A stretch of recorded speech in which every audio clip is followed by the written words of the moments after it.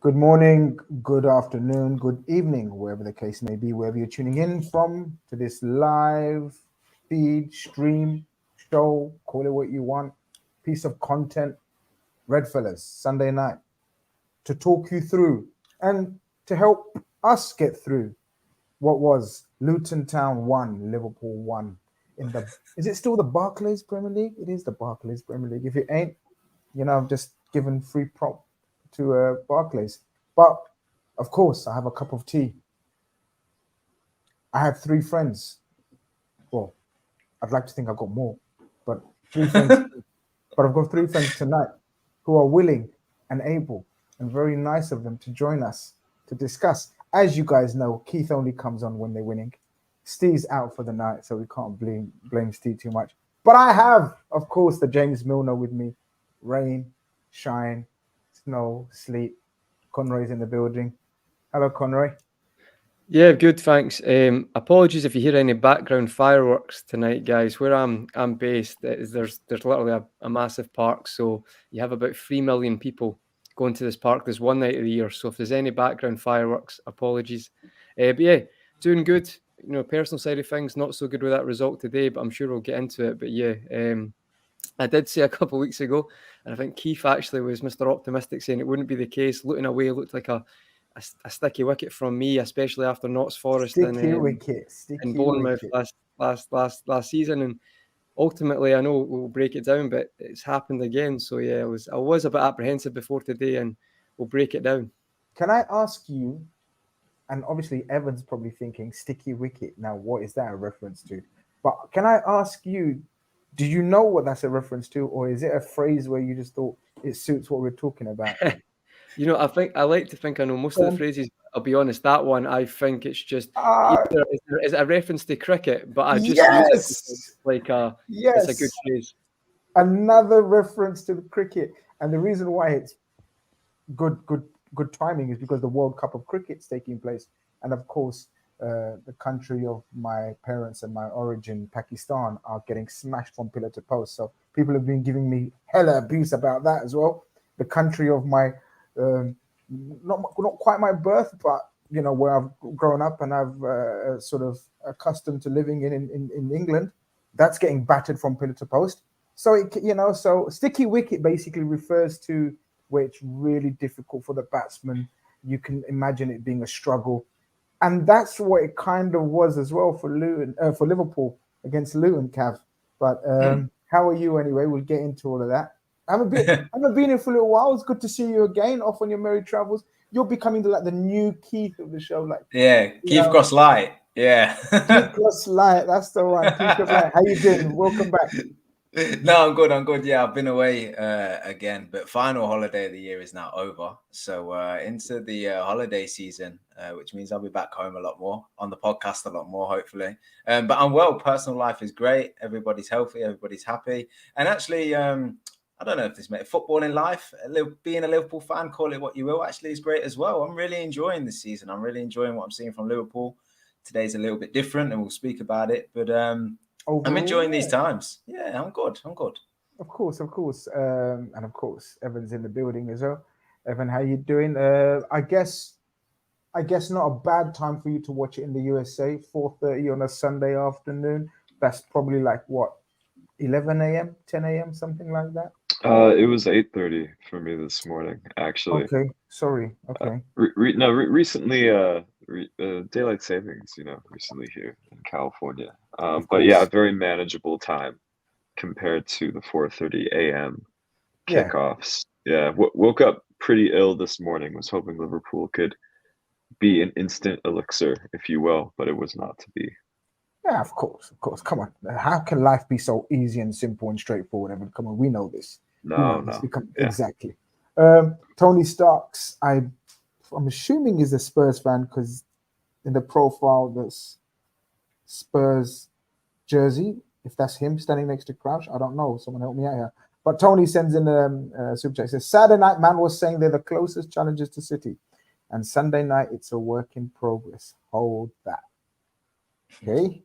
We'll hold on to that and we'll discuss it. If we are still the closest challengers to City, tell us otherwise. Who are? I'm assuming you're a Spurs fan. Maybe you think you're the closest. Oh, it's Piers Morgan in a Spurs jersey. Okay. So are we saying that you think you are the closest challenger to Man City? Interesting. But listen, we're here to talk about Liverpool today. No Spurs, no Man City. We may mention other challengers or other teams, but it's predominantly Redfellas. Guys, people in the chat, thank you. You're very welcome. You already know what time it is. It's 8:11 Saturday night. We may be about 6 minutes late, but we're here. We're here to talk about all things Liverpool and Luton. And I guess there's only one place to start, Conroy. I guess as usual, lineups come out. Not much things that we didn't no surprises, for example, except maybe one. Joe Gomez comes in at left back. We kind of anticipated, or we kind of sort of were thinking and looking ahead in terms of the Man City game, and maybe Joe Gomez needs some games to get ready for that game, because some fans, or a lot of fans maybe, were saying they don't trust Tsimikas in that game.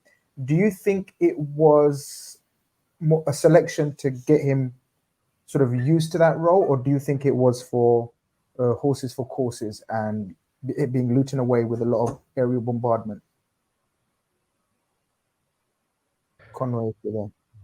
Yeah, possibly the latter there, Grizz, with the aerial, route one style of football. Gomez playing at centre back, more used to that.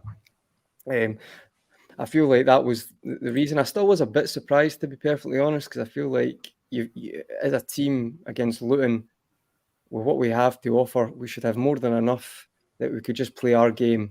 Well, supposedly do that and just get the result. But yeah, I'd say probably more that, Grizz. It'd be interesting with the City game coming up as well, because Joe Gomez has had a few nightmares against Manchester City at the Etihad in the past as well. So Good point. it may be an interesting one. But, we went for that and we go for it. I always feel that when you do have, especially your fullbacks and how fullbacks in football nowadays are so pivotal, that when you sometimes do have a player playing inverted on one side, it can stem the flow a bit, especially on attacks or even just keeping the ball ticking over.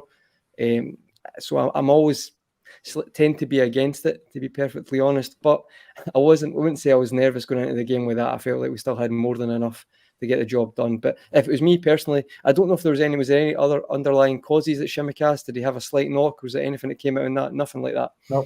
Yeah, so to me, I would have started Tsimikas. Evan, was there anything that surprised you about the selection?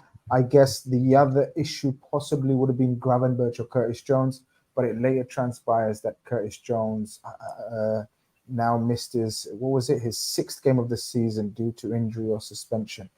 A bit of a disappointment, because Curtis Jones, we've discussed sort of the importance of him, but it was another chance for Gravenberch to start the game and impress.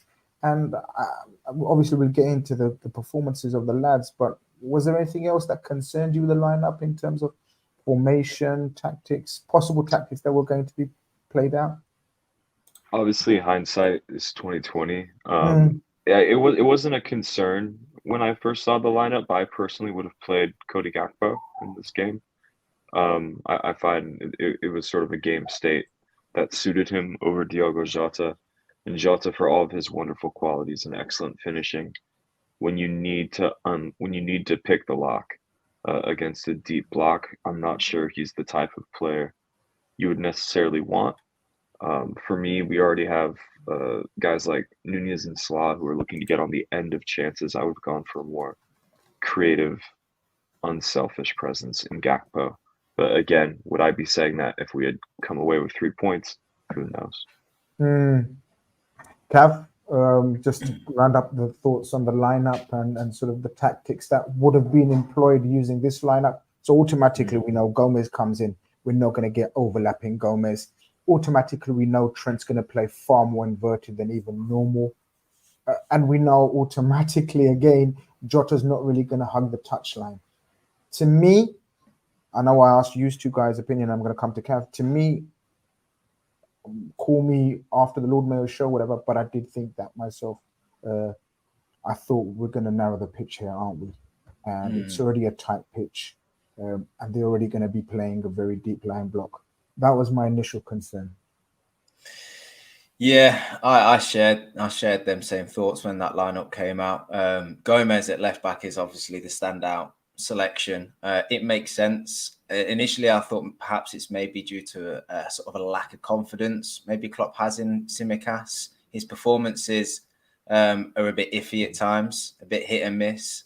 He can get caught out on the ball, especially. And look, he's got the perfect excuse because he doesn't play too often and too consistently to sort of build up that momentum. But I just thought, be it not quite a late kickoff, but it's under the lights, it's dark, and it's away, and it's against a side that they're going to be up for it. It's going to be a huge scalp if they can take points off Liverpool. So maybe he just didn't feel confident in putting Tsimikas in there. I don't know. Maybe it is preparation for the games ahead. Maybe he'll play Tsimikas in the midweek game against Toulouse and have Gomez ready for Brentford, which will be another physical and aerial battle that he'll perhaps want him in. So maybe it's preparation for that. The rest of the lineup I was okay with. I actually thought Jota was going to be a good selection because he's that guy that gets the scrappy goals. He's the fox in the box. You know, I thought he'd be the man to sort of tuck him away because it was never going to be a clean game. It was going to take a bit of a scrap inside the box, and you need the ball to fall to men that can finish, and he is that guy. So I thought he was okay. I actually thought he might put Endo in there or Elliott, purely based on the fact that it is Luton, and maybe he could see this game as one to rotate further up the pitch, but obviously not. And I was just pleased to see Gravenberch again, to be honest with you, because I think he's growing from strength to strength, and I like the fact that he's in this side with the better players, so to speak, and just keep on improving on his performances. So the lineup, I think you guys have said it. We can sort of talk about the inverted role and narrowing the pitch. I'm sure we'll come on to that a bit more in detail, but that side was good enough to go win and win comfortably, to be honest with you. And I'm sure we all thought that. Yeah, we did. As Conroy reminds us all, big up everyone. Smash the likes if you haven't already. Subscribe if you haven't already. Super chat from Harris says, "Don't go anywhere, Chris." All right, being held hostage in my own house, you know. But I'm here. Chris, I'm here for the next hour. Go on. Just one quick one on that. I think just to add to Cav's point as well, it's not being disrespectful, but this Luton side, they've done amazing to get where they've got, right? But it wouldn't be crazy to see you've played that against that side in the FA Cup or in the League Cup, and you put out a squad that maybe wasn't your starting 11 or, you know, a perfect 11, and just to say you'd expect to get the job done. And that isn't being disrespectful, because I think what they have done is amazing. But again, it's like on that field of play, you've seen it in previous ties in League Cups and FA Cups. We had more than enough there to you can't put it on one player, though. That's the reason we didn't win that game, because if you've got one of our attackers, never mind five, there should be enough to get that game over the line today. So I just wanted to add that, because I think we've had games like that in the past where you've kind of had 8 players who've not played together in previous rounds of cup games, and yeah, it felt like that to me today, to be honest. I actually had that vibe about it, especially being at Kenilworth Road. It was fascinating how close the cameras were as well, literally right next to the touchline. So yeah, it had that feeling of a cup tie from my point of view today, actually. No, it definitely had the feel of a cup tie. As I said, the atmosphere was rocking. I was unfortunately not able to get a ticket. Massive shame, because it's literally 10 minutes away from me down the road. Maybe that's why we didn't win. I've got 100% record this season, folks. Blame me if you're going to blame anyone. Don't blame Salah, Nunes, or whoever else you want to Sabozalai. Swedish Scouser says, "I need this chat. Head's gone." Yeah, head's gone. Conroy, is your head gone? I mean, overall result at the end of it, 1-1. Performance, we'll get into sort of individual and incidents wise, but overall, is your head gone, or are you fuming, seething, calming down? Where you at? Swedish Scouser needs this chat, so let's help him. Yeah, I'm okay, to be honest, Chris. Listen, I feel like, I know it's going to sound mad because a draw is still a very poor result, but see, getting that late goal and then it's going to sound a bit, there's no really optimism from the game, but the point does put us level with Arsenal. I think we go above Arsenal now. So it's not great, do not get me wrong, but I feel like you can just write that off. And look, we're going to break it down today, obviously. I think after today, I think you can write it off and go forward. You're in a good position. You would have taken this position at the start of the season, being third right now. I think we are third because we're just ahead of Arsenal. Basically, 11 games gone, 3 points behind Man City. Yeah. That's and the way I look at it. I'm not looking at Spurs. Absolutely. With no disrespect to Spurs, fair enough, no problem. You're the pace setters, but I'm looking at Man City. 11 games gone, 3 points behind Man City. That's the way I'm looking at it. But we can analyze it further. No, but I think you're absolutely right. So the overall picture, that's my feeling right now. I feel like you could look at that as a one-off today. Last season, it wasn't a one-off. I mentioned before the Notts Forest, the Bournemouth. This season, that's not been the case. So you have to be fair. You can't go and, be praising and be, saying, oh, the patterns of play has been outstanding and then have one bad game and just throw the baby out the bathwater. Because to be honest, that would just be massively hypocritical. I think, today, it just wasn't a good performance. But overall, I think we're okay. I just think what we'll analyse today, we'll talk about a few certain instances that were quite unbelievable. But overall, I think we're okay. So my head's not gone. I do actually think, madly enough, that equalizer did change my tune a little bit as well, because it's like still not great. But like, see if Luton had won, it's the headline tomorrow. It's everything. It's like Liverpool woes again, playing at promoted teams' grounds. That's the type of headline. It's kind of quieting that noise. Still a very poor performance, but I feel like I'm okay. I'm all right. Overall, balanced. Good. Overall balance from your side. The game starts, and I think it's one of the talking points that I wanted to talk about in terms of the meaty part of the show. But it depends how it goes. It depends how we flow. It depends how it goes. I was frustrated, stroke pissed off, stroke angry, stroke fuming at my vice captain in the opening 10 minutes. My vice captain being Trent Alexander-Arnold, a tight pitch. I would have thought the only way, or I would have thought Klopp and Co would have said the only way they penetrate is through mistakes of ours, transitions, and set pieces. Trent Alexander-Arnold gives the ball away needlessly 3 times in the opening 10 minutes, but yet in the next 5 minutes plays 2 of the most sublime passes to Darwin Nunes, which enables Darwin Nunes to hit the crossbar, and then I can't remember what happens of it. It's just the sublime, the miserable to the sublime, or something like that along those lines. You know what I mean? Were you with this inverted fullback away from home every game, even on a tight pitch? I don't know. I'm a bit confused by it sometimes. Where are you at with that? Because that could have cost us. I mean, obviously Luton didn't capitalize.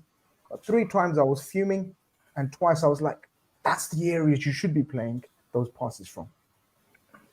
I think like you said, you saw both sides of the coin in a relatively small time frame. I think if you look back to the beginning of the Trent inverted experiment to now, undoubtedly it's been a net positive for Liverpool. If you just look at where our fortunes were prior to us beginning that experiment to where they are now in terms of how confident we feel about our team and just the raw results on paper, it's undoubtedly been a generally positive thing.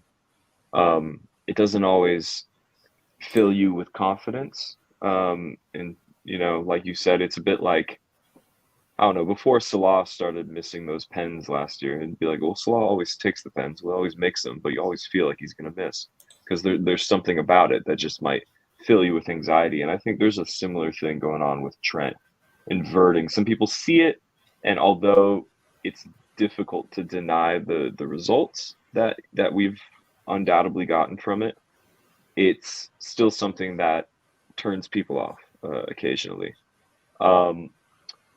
I'm still pro Trent in midfield. There was times in the first half, throughout the entire game, where we definitely needed some width. Would have killed for an Andrew Robertson overlap on the left wing today. Would have absolutely sold my house for one.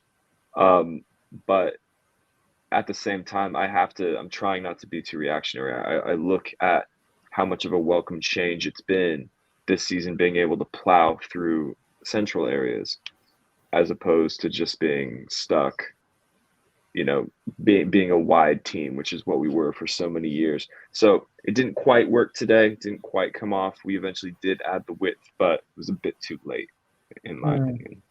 Kev,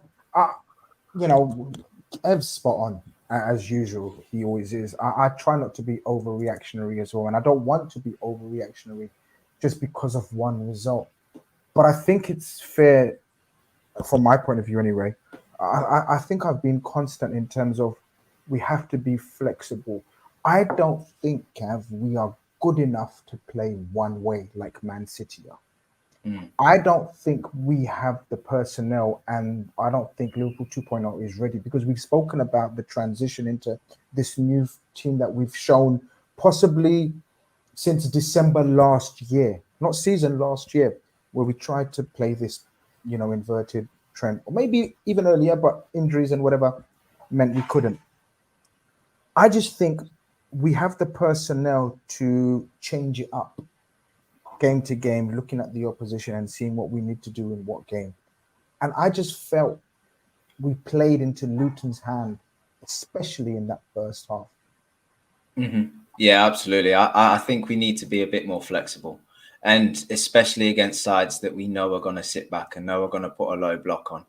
The Trent inverted thing, I agree with Evan. It's worked more often than not. It's at times been brilliant to see Trent in the middle of the park with his passing range, left foot, right foot, outside of the foot, direct chances being created. That one for Nunes you talk about, or just crosses from deep or whatever. It's great, but we've mentioned the narrowness of the side today. It didn't need that. Fair enough, starting out the game with that tactic, but I think we should have recognised quite quickly that he was often picking up the ball in the sixth position, and McAllister stood right on top of him. And that's not productive. He's not going to pass it to him. They're not intricate enough to play 1-2s and take some of Luton's players out of the game. And they weren't pressing to be able to do that anyway. So why not go and occupy the areas that are free? And that was out wide. That was in that right hand side position that you see him on the team sheet. So I'd have liked today for him, fair enough, start out in that central area coming in. But once he recognised that every time Gomez was picking up the ball, he was stepping inside and not offering any width. I think we should have recognised that, look, McAllister can receive the ball off the centre-backs. He can be the guy that dictates play from deep and actually get up high and wide and support Salah, maybe create some overlaps, maybe try and pull a defender away to give Salah some space inside that channel. And just mix it up a little bit, actually do a bit of a 180 on the tactics. He was previously such a wide man. Now he's a little bit inverted. Maybe go back to being that wide man, not moving forward, but just in today's game, I feel it would have worked. And we've seen it. I think I mentioned it towards the end of last season. I still believe, maybe a bit different with Szoboszlai here now, but he is still the guy that I want around the 18-yard box, because if he doesn't pick out his man in the box, he puts it into an area that's so dangerous. And he needs to make sure that, for me, he's still getting to them spaces. And if he's too central, often he's the guy that's playing the pass from so deep that he's not far enough forward. So I would have liked for him today have been that guy, play a bit more of his traditional, not traditional right back, but his position as a right back, overlapping, getting to the byline and picking his head up and picking people out, or putting it in areas that was dangerous. Because even if it didn't pick out his man today, it would have frightened Luton. It would have ruffled their feathers. They'd have panicked. They'd have tried to clear a ball when it had bobbled around. And that's almost what you needed in today's game. You needed to create a little bit of chaos. And we were trying to be too polished that it made it comfortable for them Luton defenders just to sit back and clear up anything that come in. So I didn't like what I seen from Trent today, and I didn't like the decision to keep him inside. But I can understand why. I just feel like in these games, we've got to feel our way into the games. I get that. But if it's not working, just switch it. Just let him go out to the right, offer the width, and let the guys that we have in the midfield now, in Szoboszlai and in McAllister and Gravenberch, great technicians, great ball carriers, great passers. Let them do that work in midfield. I think I'm agreeing with you. I mean, hopefully, I think we're gonna. I have a feeling we're gonna argue later on in the show about a couple of points. I just have a feeling. But on this point, I'm absolutely spot on. I'm actually on board with you, Conrad, because we've discussed about Trent's ability to keep the ball and how sublime he is on the ball. And last season, we just didn't have the midfield players to not afford Trent, who's our best ball playing passer, whatever, blah, blah, blah, to be involved. But do you remember we spoke about, but now that we have the aforementioned players, Trent, in my opinion, needs to be given a role now where, like Cav said, where he's playing the dangerous pass, not the. I don't want him in the build-up, basically. That's just my opinion. I don't know how you see it. Feel free to listen. Feel free. I'm asking your opinion. I don't want him in the build-up. I think he's far too lackadaisical in the build-up. I think he's not concentrated enough in the build-up part of things. Him and McAllister, in my opinion, overall, can be got at and are far too casual in the build-up part of the play. I think we have the likes of Szoboszlai, McAllister, of course, and Gravenberch, who are more, what's the word I'm looking for? More efficient on the build-up. I think Trent should be utilized in the dangerous part of the game, in the final third part of the game. Like you said, his crossing ability, his pass to Nunes from that area. But it doesn't look like Klopp agrees with us, and I think that's the way it's going to happen now, because it's quite obvious that he's going to be played in this role as opposed to an authentic fullback. Is that how we see it, or do we think we're going to mix it around? I don't think we are. I don't know what you. I don't think we've ever been great at adapting, to be honest. So, like as you say, you could have felt the game today and been like, you know what, it's not going to work today. Just there's space out wide, or there's space that can hurt Luton more out wide, because they felt quite comfortable. I feel like what Trent was doing in the first half, and even when Elliott came in, I know it's later in the game, but you could see he was utilising that spot a bit more as well. And it just, to be perfectly honest, another point I've actually written down for later was even when Shimikas came on initially, we didn't even utilise him with overlaps properly either. It was like basically Diaz or Gakpo kind of sitting in that space there, and it just, if like they're on top of each other. So I think overall we didn't really use that space well at all, or use that area of the park well at all. But I think for me, I have to agree with Evan. I think there's been far more positives, especially in breaking teams down. So I think for us to just throw that away would just be a bit nonsensical today. However, at times you do wonder, if you like, do it for 20 minutes. There has been certain occurrences where you're just like, this is not working anymore. Let's try this. And because Trent, especially away to Luton, where you know they're going to be camped in a lot of the time, you know he could just play the authentic right back role and cause a lot of problems. So for me, I'd think it'd be nice to see in certain games to just utilise him there. But I don't know, Grizz, I get what you're saying about, like, so do you mean more like if he would at times sit as a kind of 8, not start as an 8, but kind of come late into that position? Is that what you're kind of meaning, instead of being where McAllister is? Absolutely that, Conroy. You know, I'm not a tactical enough to explain right now exactly what I mean. In my head, I know what I mean, but I would need some form of graphics to describe. I want him sort of coming into that, almost like Cancelo for Man City when he was playing that role, as opposed to Cancelo was never playing the first phase and dropping deep alongside Rodri. He was almost an attacking inverted 8, if you know what I mean. Obviously on the left, but on the right as well. So I want Trent in that, almost in that Harvey Elliott position in areas, Szoboszlai areas. Obviously, Szoboszlai wasn't able to assist in giving us width today, Conroy, and I think that's what. Sorry, I'll come to Evan, and that's what hampered our attacking play. Saying all of this, we still managed to get our. I think, like I said last week, I think we're transitioning slowly into making the focal point Darwin Nunes instead of Mohamed Salah. And so it turns out, because Darwin Nunes by the minute 20 had 4 attempts. I'd say two or three very good attempts, but 4 attempts in the opening 15, 20 minutes. The whole plan of attack is pretty obvious now that Darwin Nunes and possibly Jota is the focal point. What did you make of that sort of Darwin Nunes opening 20-minute cameo where it looked like a matter of time before he gets on the score sheet? It took the words out of my mouth. Everything I saw from his 2 very similar shots from distance, similar to how he scored against Bournemouth. They were both good efforts that tested the keeper.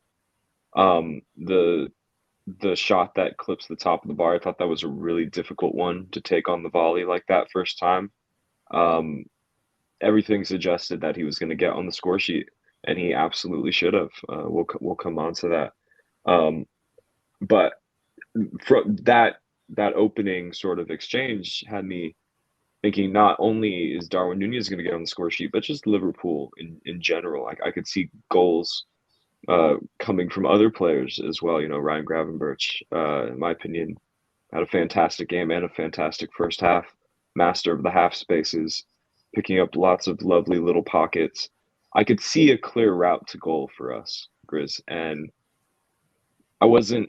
And the openings that we created, even though we went into halftime 0-0, I was expecting us eventually to get it over the line, literally and figuratively. So it was a perplexing half, but not one that had me feeling down in the dumps a bit. And I'm okay with Salah sort of being a decoy at times if it drags defenders away from the likes of Nunez and Jota and Gakpo, Diaz, all these other attackers that are looking to pad their stats a bit.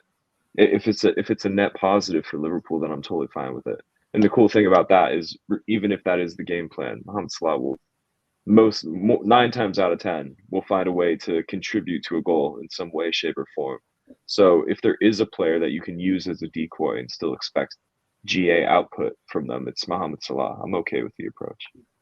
Arif sends in a super chat, says, miss Thiago in this game. Thiago? Who? Thiago? Yeah. Wow. Thiago.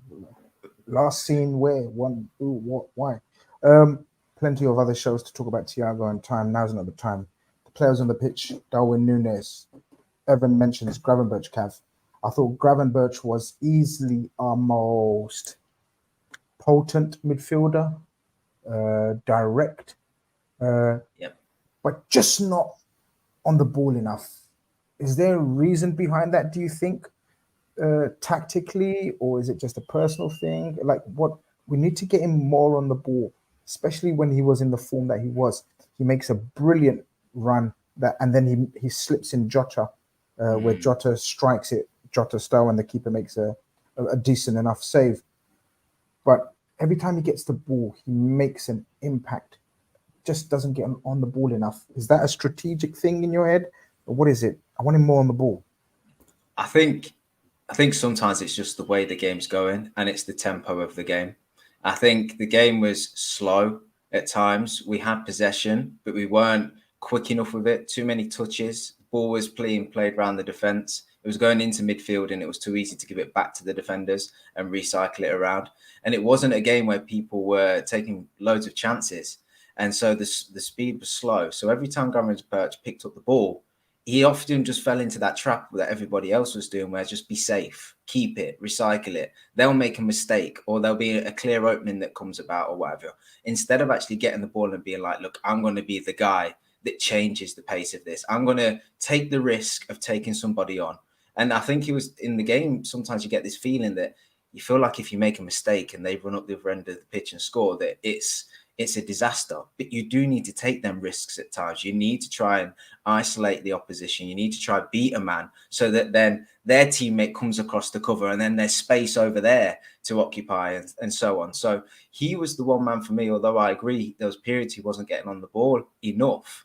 He was, I think, the only man for me in midfield that was actually picking up the ball and driving into space. We know about his first touch. We've spoken about it.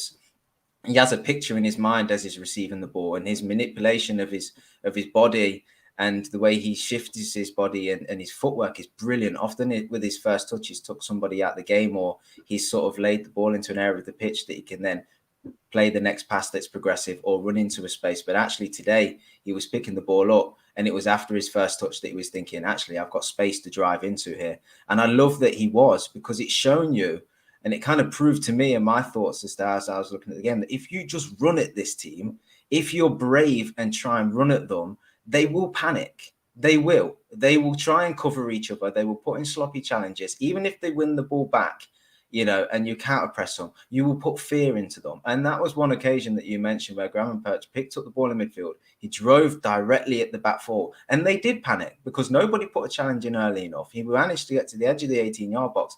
And if you look at the Luton defenders, they all come out at the same time.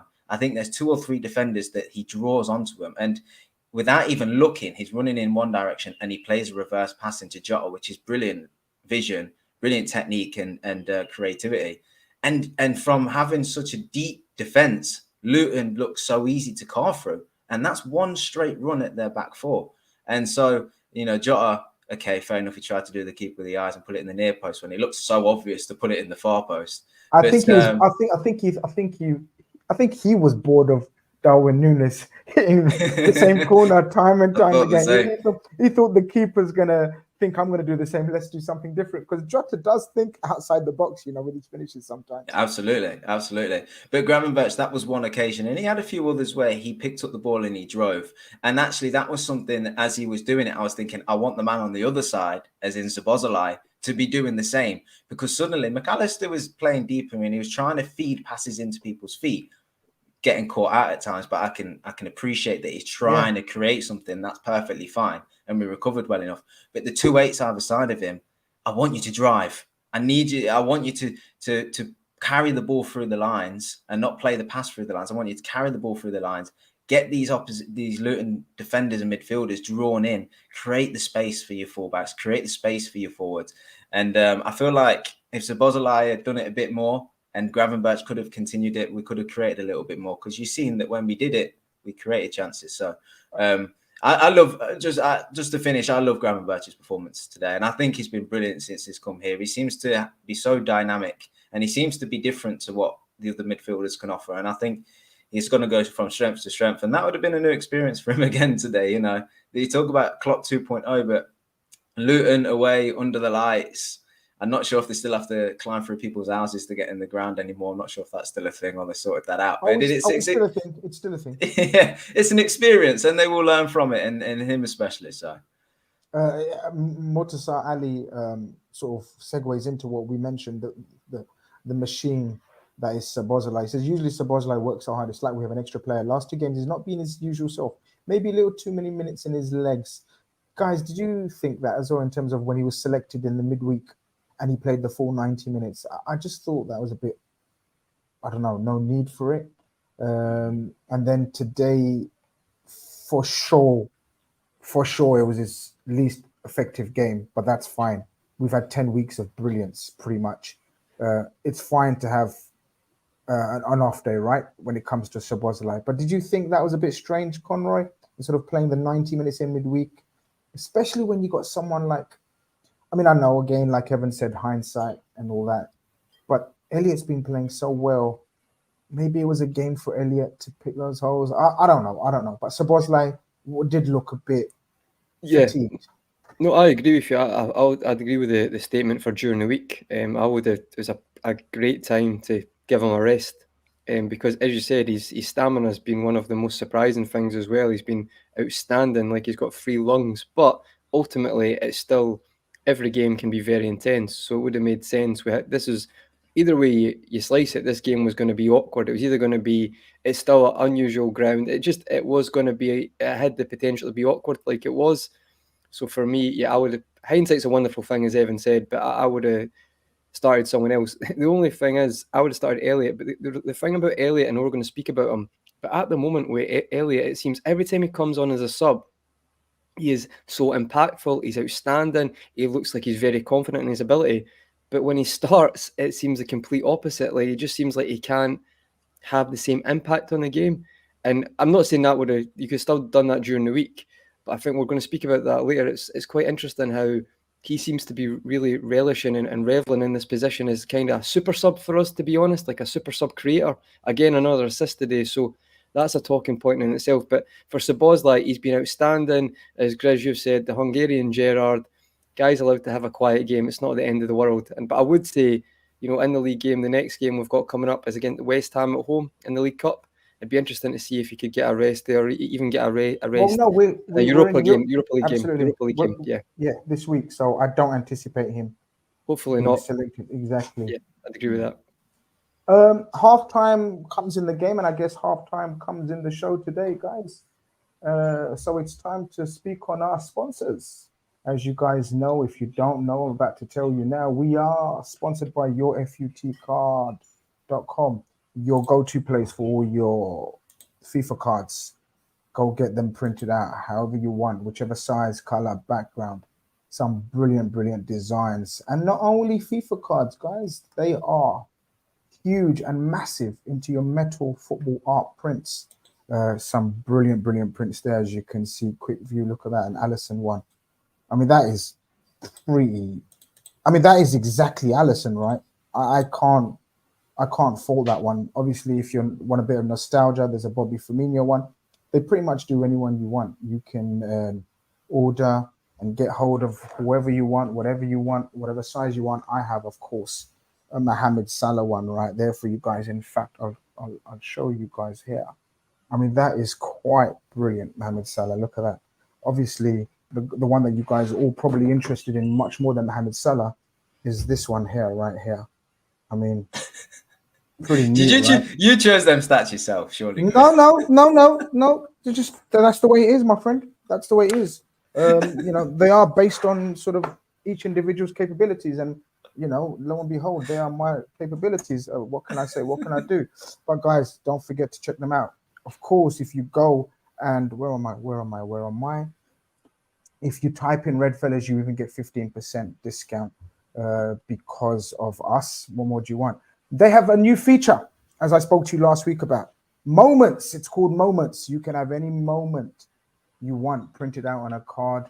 And as I explained to you last week, if you click on the barcode, no, not the barcode. What's it called, guys, again? QR. The QR code. Mm. It actually goes to the replay of the actual incident. I don't know if you guys want, some of you, just for, if you're evil, you may want a Darwin Nunes moment today that we may touch upon later on. That was quite a fun moment. But guys, don't forget to check out your futcard.com quality website, quality people. Help them and you help us. Type in Redfellas when you get to the checkout point, and you get 15% off on all your purchases. Let's cover some of these guys' faces up, and we can get their banner up as well.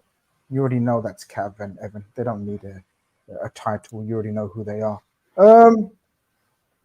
Second half starts, and I'll come to you, Evan. Did you anticipate any changes? But no, but I don't think you did, because you said you felt a goal was coming. You could see a route to go. My usually problem is, I can't see Liverpool scoring. I could see Liverpool scoring. It was just we were missing chance after chance after chance. Did you then, in that case, think, okay, let's see until minute 60? Where was you at? I kind of wanted to see Cody Gakpo.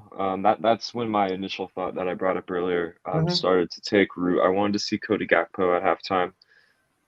Diogo Jota not affecting the game enough for me. Not looking. I mean, he's a curious player. He's not very effective outside 18 yards, but his ability within 18 yards commands a place in almost any team. Strange player. Cody Gakpo is kind of what I wanted. I did eventually get my wish, but that's what I would have done at 45 minutes.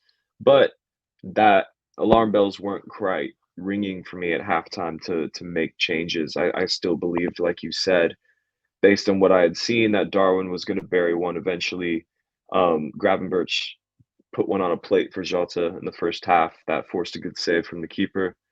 I could see it happening.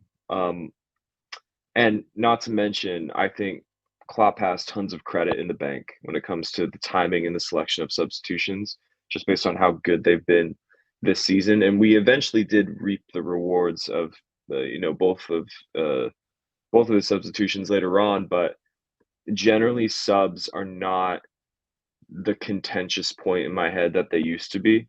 That's largely due to, like I said, Klopp has been great at them within the last 4 or 5 months or so. And we also just have such depth that it's hard for me to, say, oh, we're not playing well. I don't get to roll my eyes when Cody Gakpo and Harvey Elliott come on, because it's two quality players coming onto the pitch. It's not like it's, all due respect to these players and what they offer Liverpool. It's not the equivalent of Minamino and Origi coming off the bench. Again, all respect to them, but guys like Elliott and Gakpo are just in a higher tier. So yeah, pretty relaxed about it, but as the half wore on, it began to be a source of anxiety for me, definitely. Yeah, Conrad, I come to you, and because we make the changes at minute 67, we make a triple change. Gomez, Jota, and Szoboszlai are the ones that are off. That's the first time Szoboszlai has been taken off in a league game. Interesting. Jota, as Evan says, if Jota, that's Jota for you. If he's not scoring, he's not doing much else apart from harassing. Again, I don't like him wide or even coming in from the left. Again, a talking point. Again, maybe possibly Gomez, the experiment, or call it what you want. Defensive solidity. He was, I guess, was selected for. He gave us that, but there was no impact from wide. We needed something different. Gomez, Jota, Szoboszlai off. Gakpo, Elliott, Tsimikas on. Were they the right changes in your opinion? Did they make the impact that was required, thought needed? Well, as I previously mentioned, I think it was the right changes. I think Tsimikas I thought he should have started, but definitely thought that was an area to improve on. I actually don't think we either, if it was him or it was just the tactics when he came on to use the overlap. I didn't think we'd done it that well. There's a few moments, but I think we could have done that better. I actually think we used him the most when we were 1-0 down. That is when it was a case they put the balls in the box. So I still think that was the right changes for that one. Gakpo makes a lot of sense. And Elliott, as previously mentioned, he's had actually a brilliant impact for the team as of late coming off the bench. So he would probably be the first sub, in my opinion, to be honest, because he's actually really turned up recently. I've been really impressed with him. So sub-wise, I was fine with that. It made a lot of sense to me. It was what minute was that again, Grizz? Was that 67? 67th. So triple substitution at minute 67. Yeah, so obviously Klopp had seen enough with certain players and realised, as Evan said, first half it was like we were creating chances. Second half it was more like it's getting a little bit flat here. We're not. It's not really creativity is working. I can't really think there may be one chance, but off the top of my head, there wasn't too much until the chance we speak about. It did feel like it went a little bit flat. Make the changes, refresh the team, get it going again, and yeah.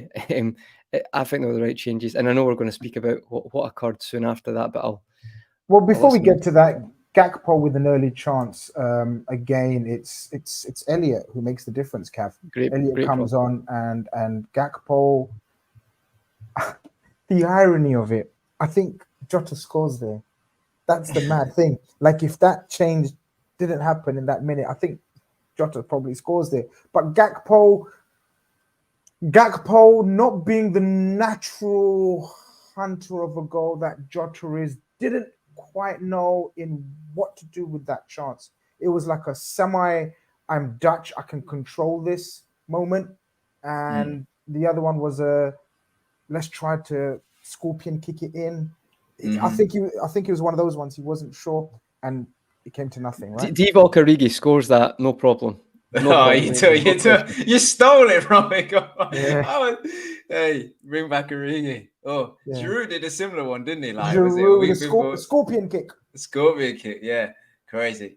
He just tried to improvise, didn't he? But I mean, it's a great point that you raise about Elliott. He does seem to be sort of the super sub at the minute, and when he came on, he was getting into them areas on the right hand side of the 18-yard box, and although he was sort of at times driving onto get to the byline and he doesn't have a particularly strong right foot, at least it was pulling the defenders around a little bit. And on a couple of occasions, it bobbled back to him. He found himself back on his left foot.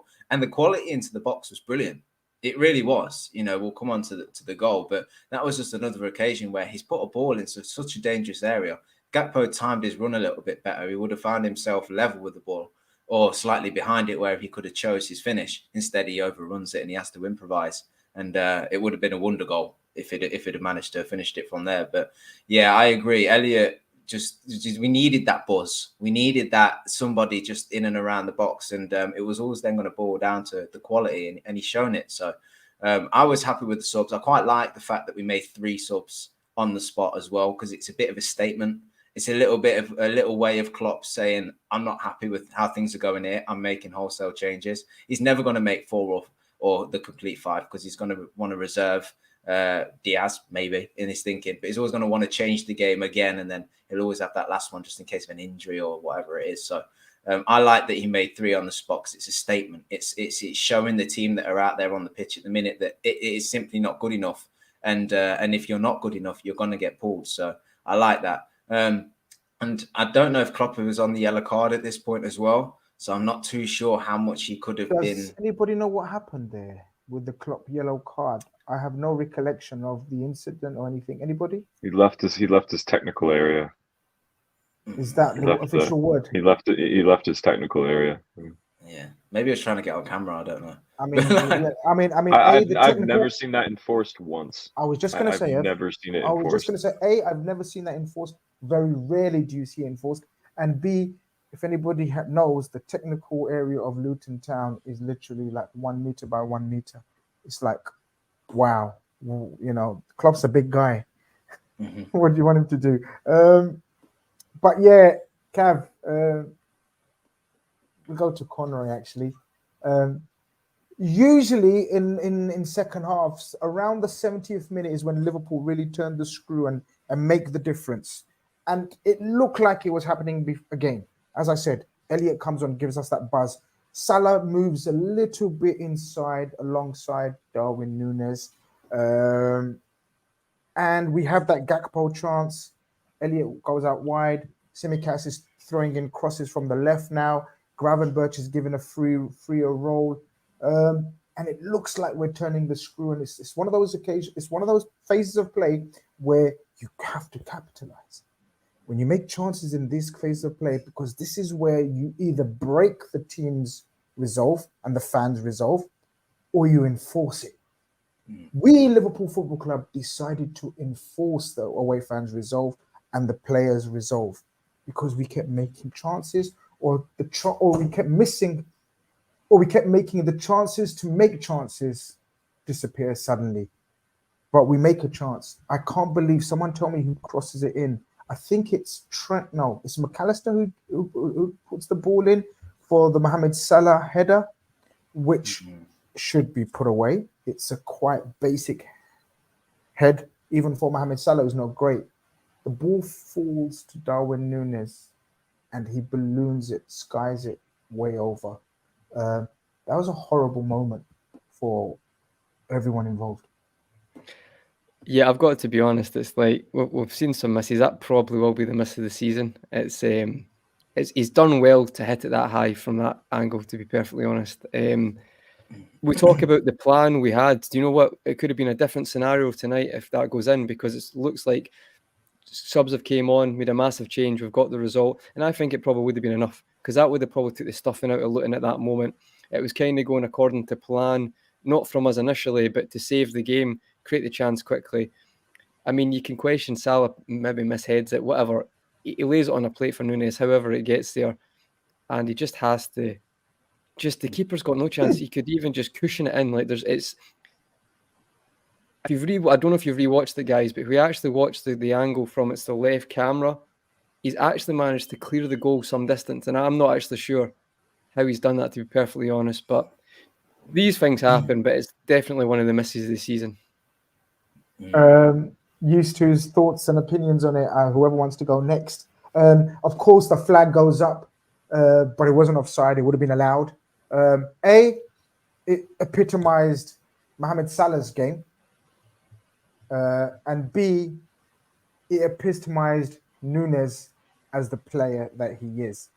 Again, it's that one, from the sublime to the ridiculous, Cav, in a matter of seconds, because straight after that, he has Salah plays him through, and he has a wonderful first-time shot that the keeper tips around the corner. And you think to yourself, if only you got 60% of the connection of the first shot that you got off the second shot, which was on the run and more difficult, right? Mm-hmm. This is Nunes all over. He's going to score goals, but he's going to miss chances, and he's going to make you smile. He's going to make you pull your hair out. You're just going to laugh and be bemused at times, but he's entertaining at the least. I actually think his performance today, especially in the first half, reminded me of his performances last season, where he's getting chances, somewhat chances, but he's creating most of them himself, and he's testing the keeper when actually you'd prefer him to take a different type of shot or place it or maybe put your foot through it. And this always seems to be the wrong option or what have you. But it was a game that he wasn't having many chances created for him. So I've seen a lot of reaction online about how terrible he is, and it's reactionary. But I often think it's a little bit unfair because all of them chances he was creating in the first half, especially, were his own doing. You know, he wasn't getting tap-ins. He wasn't getting on the end of things. It was him picking up the ball and having a shot. It was him driving into spaces. You talk about the Trent through ball, which was brilliant to him, where he takes it on the on his body somewhere and then hits the volley first time. But he runs so early that it's almost impossible for Trent not to give it him. It's so blaringly obvious. He's running for about 5 minutes before the actual pass is played. So they're the kind of things that he's doing so well. This was just one occasion where actually he got that opportunity on a plate to just took it away. And he just, I don't know how you explain it. He just got under it. He was running onto it. Maybe he was running onto it too quick. The technique didn't seem particularly wrong because he looked like he was trying to step in with the inside of his foot, but I think he ended up connecting with it on his inside of his shin or whatever. So it was poor. It was terrible. I think on the commentary, they said, oh, it was offside, which I thought, thankfully, it actually wasn't. And he gets the embarrassment, and he probably saved Salah from a bit of embarrassment, like you alluded to, because he was quiet all game. And that was a chance for him as well, you know. And, okay, he scored a few headers, but not many. But, you know, you'd expect him to test the keeper. He definitely didn't mean to square it. So embarrassing from all parts, like exactly how you put it. Evan, yeah, maybe we should not focus on Mohamed Salah because we don't need to over focus on Mohamed Salah. Mohamed Salah is one of the greatest players the Premier League has ever seen. But a few people have been saying that his performances haven't been great, even though he's been scoring a penalty here, a chance here. We know he's going through a lot of personal stress and trauma as well in terms of events close to his heart around the world. And generally, his play was, well, he was anonymous, I think. It wasn't a Salah type performance where he's involved and looking the dangerous Mohamed Salah that we've accustomed to. But it's fine. He's having a little bit of a dip. I mean, Man City fans are moaning about Haaland sort of recent weeks as well, and Odegaard for Arsenal. Talisman are allowed to have a few off days, but when him and Nunes and Jota pretty much have stinkers all on the same day, you pretty much guaranteed a result like today, right? No, I don't think so. I think we are good enough and we should be okay enough so that even if our forwards are having off days and performances below their standard, I still think that there's enough in the team. There should be enough in the team to come away with a win. It obviously doesn't help, it doesn't increase your chances of getting 3 points if they're struggling to get involved or they're missing sitters, be it what it may. It's I still look around the squad and I still see some issues with like our build up and things like that I think could have allowed us to establish ourselves even a bit more. When I look at the Nunes howler in isolation, yeah, you could see that's where the 3 points were perhaps scuppered, but I still think that if we were just a bit more effective and a bit more efficient in the second half, we would have had some other more straightforward chances to work with. Eventually, we sort of did get there with the change of formation in the subs, but yeah, I still think there needs to be enough in the team to win ugly, even on an off day, because these bottom half side of the table teams, they would catch us on off days in between 2018 to 2020, in between our peak, and we found ways to win because there was enough solidity and efficiency and volume of chance in that team to win, even when the front three was having an uncharacteristically off day. There's some luck involved as well, but I think it comes to show that we're perhaps not quite good enough to win ugly every single time it's required of us. That's probably the sign of a title winning team being able to win ugly more often than not. We've perhaps at times this season, I think, flirted with this sort of result, and we bailed ourselves out in the end through a combination of luck or our own ability. And I think perhaps it just caught up with us today. But there really is no excuse. My cat would have scored that chance that Nunez missed. I mean, it's just ridiculous. You say it's the miss of the season, guys. It's not, because let me take you back to a couple of weeks back where he gets the pullback from Mohamed Salah, and he at home and he misses. That is the miss of the season. But I'm very worried for all our sanities and friends' banter and tribalism's sake that there's going to be a hell of a compilation by the end of the season. And this is what you don't really want to see. I mean, I think what Cav said is right. This is Darwin Nunes. People get on my back for saying, when I made my early assessment for Darwin Nunes, and this is what I said about Darwin Nunes, he's not going to ever look great. He's never going to look great.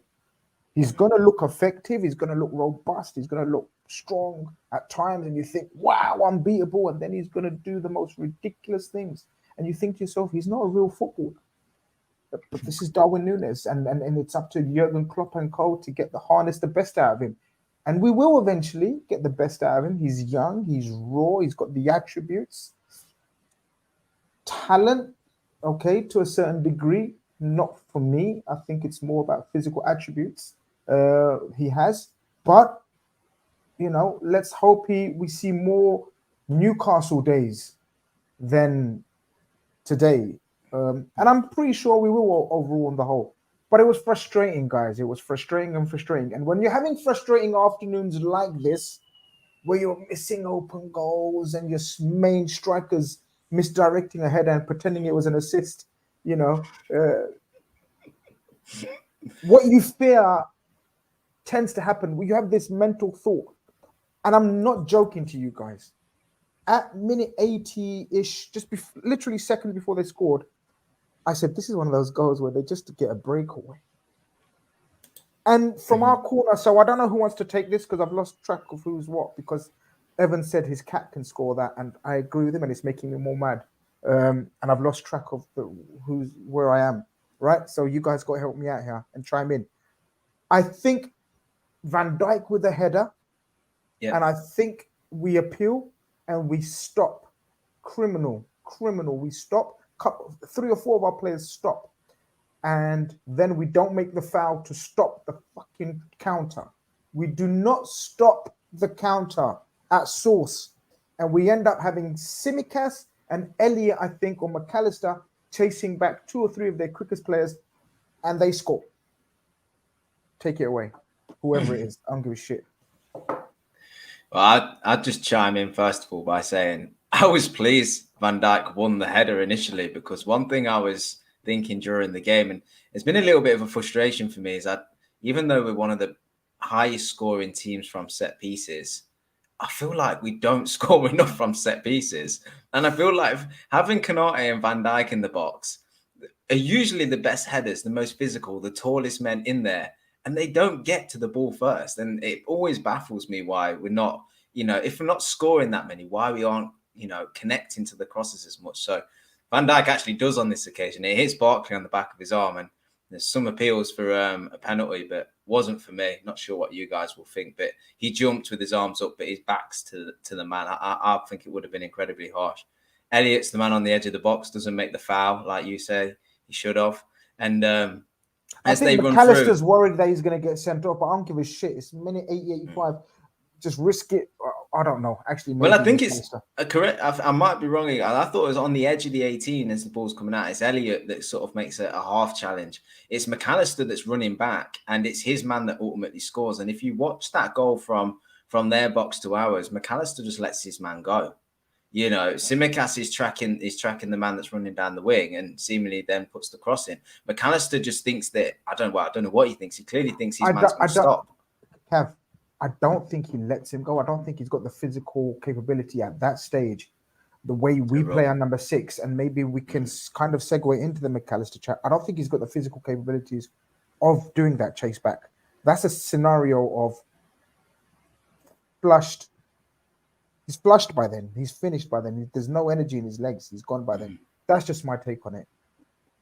Yeah, I don't know whether it's a 6 thing or just an energy thing, though. That all he needed to do was just run in a straight line and just cover off, be close enough to his man or cover off that cross, because it seemed almost obvious when they were running down that right wing what was going to happen next. He should have had the sight to see his man running beyond him and think, I just need to sprint to get in there to close that gap. Maybe it is a 6 thing, I don't know, but I would say any footballer on the pitch that's tracking back for that long would recognize that's the danger and would try and get back. And he looked like he didn't have the energy. So I'm not sure if it's a defensive thing for me. I just think it's an energy thing. And not to say he's unfit, not to say it's not a similar conversation that we were having about Fabinho and Henderson last season, but late on in the game, you know, maybe it is signs of, you know, a little bit of fatigue and maybe needing to bring him off instead of Szoboszlai. I don't know, but it's certainly strange that he wouldn't run back and get in the space to close the cross that comes in. Connery, feelings? That goal goes in. Great move from a Luton point of view. Execution, masterful execution. Hang in there. We will get transition. We will get counterattacks, this Liverpool team. As the game goes further and further, deeper into the second half, we will have counters. Bang from Luton. What happens to us then? Yeah, no, I know it's very disappointing. I think, as you said, the most frustrating thing for me is the foul on the edge of the box. You see so many teams do that, like the players are well versed that you have to make that foul in that situation. And because it's Elliott as well, I think it is Elliott, that's like there's not even an excuse really. You talk about it could be a second yellow card. He has to make the foul, has to stop the attack.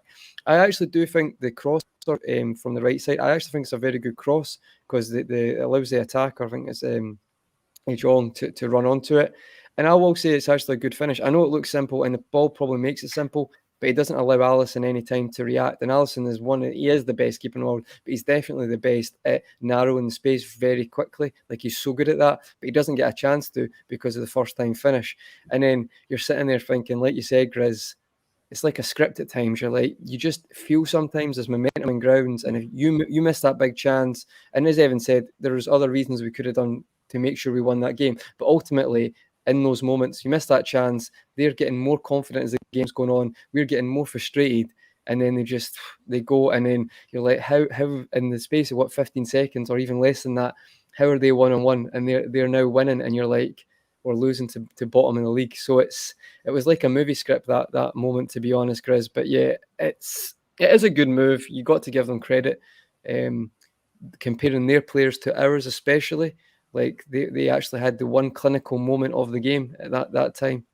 But yeah, as I say, I think you give Alisson any chance, he'll save it, but he just didn't have a chance. And at this moment, I've got to be honest, I'm thinking that's the game. Because like you've seen last season, maybe a bit of that the memories from last season at Notts Forest, at Bournemouth, All just comes flooding back, doesn't it? Brentford away, just, you know what, we've just not got the resilience, and overall we've just been poor in front of goal, and that's just going to continue. So that's where my head was at that moment. I just thought Rob Edwards, the plans worked out perfectly, and they're going to get the result. So that's where my head was at that moment. Ev, someone's head, who God knows where his head would be in the last few days, is Luis Diaz. One can't even imagine. One can't even attempt to imagine what the guy is going through. But massive, massive testimony to him, the individual, and his strength of character, that he decides to make himself available. Jurgen Klopp alluded to the fact that it's totally down to Luis Diaz. If he wants to be involved, he decides to be involved. Jurgen Klopp probably didn't want to use him and utilize him, but he kind of summons him in the 85th minute to come onto the pitch and try to rescue a point. I was with Conroy in terms of, I didn't know, I thought that's it. the PTSD kicks in. But is there a glimmer? Is there a glimmer of hope as Liverpool fans that it's not as bad as last season? Because we come back, and sometimes Liverpool Football Club writes its own scripts. And this was another occasion where Luis Diaz is coming onto the pitch, and to a man, dog, woman, fridge, microwave, we're all thinking the same thing, right? We're thinking, Luis Diaz, this could be a moment that for you, from a personal point of view, could be so beautiful for you. And so it turns out. Yeah, I felt nothing for Liverpool Football Club when he scored. I felt everything for Luis Diaz, because I can't feel anything for Liverpool Football Club after the display. Based on where we are, the floor to win this league is 90 points. We're missing open goals. We're playing down to the level of a lesser team. It was hard to, and we have to think of draws as losses, because when you're going up against City, that's what they are. That's what they were even in the 08-09 title race. Almost perfect team, just too many draws. That's how it was in 18-19. And that's how it is now. So to come away with a point, cool. If we didn't get that point, I'm not sure I would feel any different about Liverpool Football Club. But what that probably meant for Luis Diaz, a guy who's probably done plenty of praying and wishful thinking in the last few hours to sort of have a moment for himself like that, where he gets to display the message and gets to take some positive feeling, which I'm sure for him personally, there's been precious little of in the last week. It's what it's all about. You know what I mean? He went out there. He wanted to make himself available. Strength of character, you've already alluded to, and perhaps maybe he feels rectified in his decision. Maybe this helps him feel, perhaps in maybe a divine way that things are going to work out for him and his family in the way that they should. And yeah, you can't help but feel worked up about it and feel everything for the guy. I hope that brought him some sort of a temporary respite for what's been a undeniably horrible situation for him and his family. But yeah, that the equalizer, well made from another substitute, Harvey Elliott, who deserves a shout. We've already talked about his appearances off the bench this season and what they've been. But I couldn't celebrate the goal. I smiled for the guy who scored it, but I couldn't smile for the team. I was just so turned off by the overall display. Yeah, I couldn't have put it better. I smiled for him, and I was almost emotional for him. But sort of in the grand scheme of things, I was overjoyed for him. But in terms of the moment and the Liverpool game and the performance, I couldn't give a rat's ass. By then, since then, Luis Diaz has made a statement, and I want to bring it up and sort of go through it. So obviously, he's made a statement, and we know what he's going through. He says, today the soccer player does not speak to them. Today, Lucho Diaz, the son of Luis Manuel Diaz, is talking to them. Mane is his dad's name. Mane, my dad, he is a tireless worker, our pillar in the family, and he's kidnapped. I asked the ELN the prompt release of my father, and I ask international organizations to intercede for his freedom. Every second, every minute, our anguish grows. My mother, my brothers, and I are desperate, distressed, and without words to describe what we are feeling. This suffering, it will only end when we have him back home. In the name of love and compassion, we ask you to reconsider your actions and allow us to get him back. I thank Colombians and the international community for this. I thank Colombians and the international community for the support received. Thank you for so many demonstrations of affection and solidarity in this difficult time that we are experiencing. We get the gist of that, and we absolutely endorse and every single word and sentence that Luis Diaz has said there. But guys, we end up having a draw away to Luton. As we said, we end up 3 points behind Man City, which is my whole focus. Very much very much 2 points dropped, Cav, as opposed to a point gained? Or in the circumstances and the late goal, are you taking any solace that we didn't lose? No, it's a difficult one. No, it's not. It's not a good result. It's not a good result. And I think Evan, when he was speaking about Diaz, then kind of summed it up brilliantly well. It puts into perspective the important things in life, and family and health is obviously more important than football. And I actually, when Diaz scored that goal, thanked him, because I spent the entirety of that game frustrated, thinking the headlines were written, not wanting to wake up tomorrow to WhatsApps and headlines, wanting to avoid Twitter because Liverpool have lost to Luton. And he saved us from all of that. You know, yes, it's a draw, but a draw is significantly better than a loss to Luton. Let me tell you that when it comes to the social media world. So I thank Diaz for that. A man that, you know, we shouldn't really be thanking. We should just be supporting. And it's an incredible thing. And it makes you think about how incredible this club is. And I hope he feels the warmth of the fans. I hope he feels the warmth of this family that Liverpool are, and how the club is supporting him. And I'm sure they're doing a fantastic job at that, whichever way they can. So much so that he feels like he can come in and play away at Luton. He's not even in Liverpool. He's not even at Anfield, you know. And so it just made it easy for me to get over the result and put into perspective what's important, and then made me reflect on where we are in the season and where this side is in its progression. And actually everything's perfectly fine. You know, we sit third now, I believe, 3 points off Man City. We've still got them to come in a couple of weeks' time, I think it is. Yeah. If we go and win that game, we're level on points with what you'd say the title favourites. So it's all fine. And we've got to remember that this is a new side for the most part, you know, and it's game week 11. It's early days still, and we're doing well in what we've done already. So I just encourage everybody not to react. Just stick with the side. They've proved so much to us already, and if they continue how they have been, we're going to achieve things this season. So today's an off day, but I don't think it's a game to react too much to. We'll learn from it, and let's not throw the baby out of the bathwater, like Conrad said previously. Is there any shouts for man of the match, Conroy? There's no. I doubt there's an honourable mention and a man of the match. Wow, that'd be stretching it. I think let's just see if we can conjure up a man of the match. Probably give it to Diaz, to be honest, because he probably done the least wrong. Like, he'd done a lot of good things when he came on, didn't do many things wrong. Great shout. Probably Diaz. You know, Alisson does make a great save earlier in the game as well. He denies the player, but we just expect that from Alisson. Probably Diaz off the top of my head. Trent had some amazing passes, but also at the same time, you know, the ridiculous to the sublime. So he's not really in with a shout.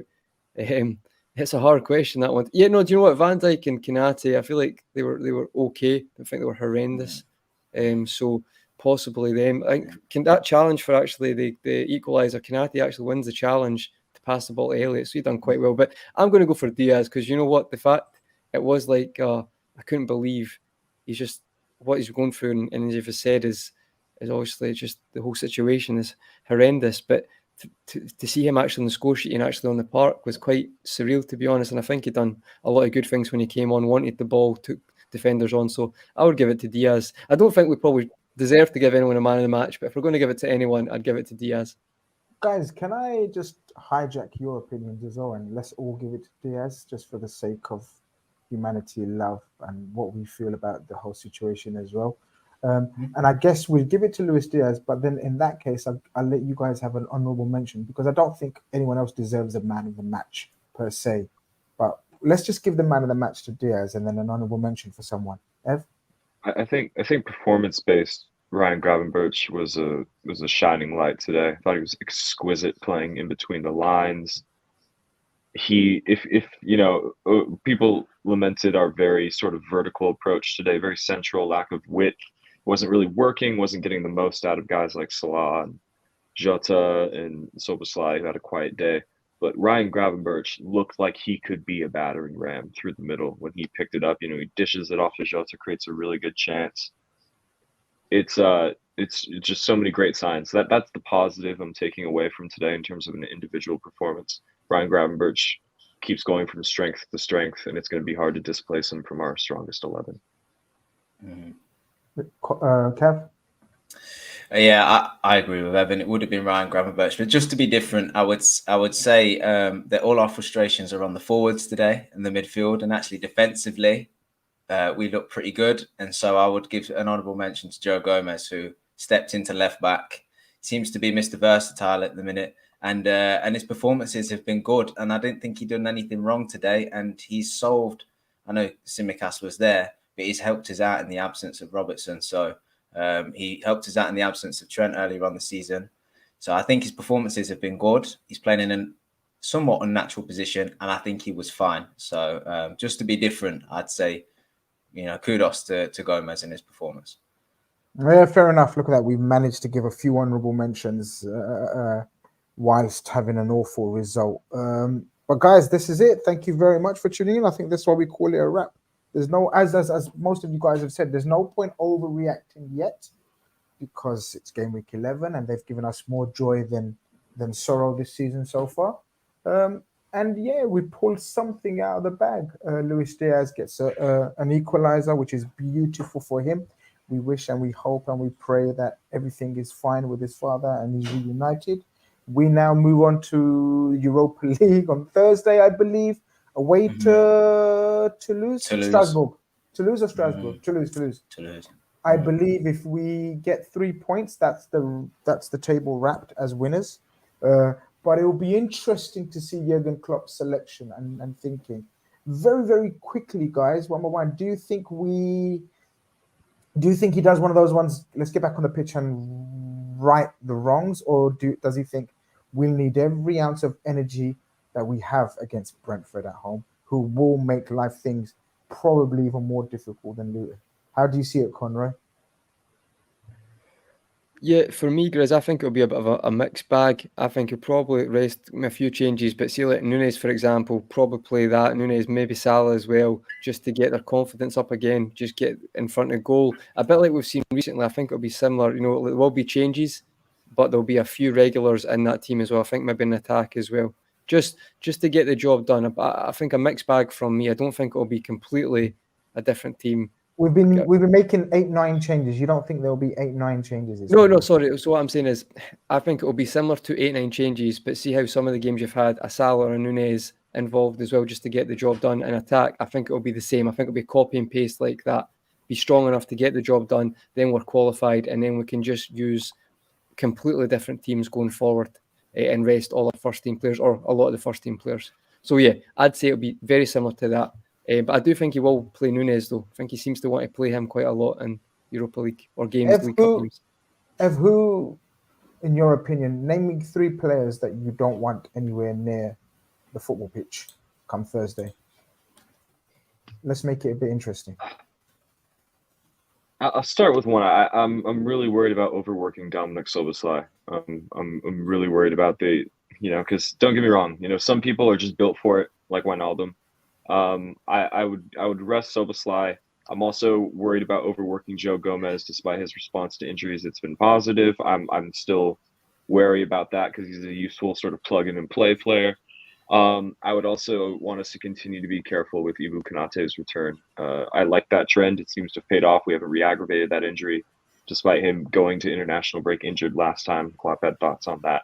So I'm playing the cautionary card. Those are the players I would like to rest. Similar question to you, Cap. 3 players that you don't want involved on Thursday. Yeah, I agree completely with Evan, to be honest with you, for the reasons that he said as well. I put a different spin on it. I'm looking forward to seeing Endo again.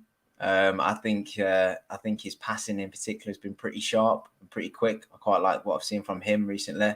Kwanzaa, I mean, this guy steps in and just looks like he's been playing for years for us. So I'm looking forward to him playing again. I think Elliot, we've said he's a super sub. He's not been great from the start, but he deserved the chance, doesn't he, to prove that he can do it from the off. So looking forward to seeing him again. And then Virgil, do we want Virgil totally rested again? Like we've handled him so far so well, it looks like, because again, I think like Conroy said, Virgil was immaculate again. Mm. Should be careful with Virgil again or skipping into play? The thing is now, after this result, I think if we win today, he looks at it different because it's just momentum that just keeps rolling on, and we've got that feel-good factor. We didn't lose today, but I think he'll also be cautious that if you do go away and lose, you then at Brentford, and I know we're at home, but that's still a tough tie. And then Man City, you need to get back on the horse. You need to get back with a win and carry momentum into that Man City game. So whilst fitness is important and rotation is important, momentum is key as well. So it just depends how training goes and how he sort of sees everybody. Interesting. Well, only time will tell. It's not far to go. I think Man City game, guys, is after the international break. So we've got Brentford next week, and then we have an international break, and then we come back to Man City away. True, but listen, this is Liverpool Football Club. We never do things easy. So what if we drop points against Luton? Let's go and beat Brentford, and let's go and get a result at Man City, and it will make up for the drop points at Luton, right? That's how football works, right? Mm-hmm. Right? Yep. Maybe, right? But listen, this has been Redfellas, Sunday night, entertainment, content, call it what you want. Hope you've liked it. Hope you've subscribed if you haven't. We shall be back next week. We shall be back for the Europa coverage as well in midweek. And it's time to remind you again, one last time, go check out our sponsors, yourfutcard.com. A couple of people in the chat have already checked them out and said, interesting. Prices are very reasonable. Guess what? If you type in Redfellas, the reasonable prices are reduced even more because you get 15% off. So much variety of content that you can get from there. Quality products that you get from there as well. Prints, banners, and you've got your FIFA cards. So go check them out. You help them, you help us. And that's it from me and the rest of the guys. Over and out. Take care.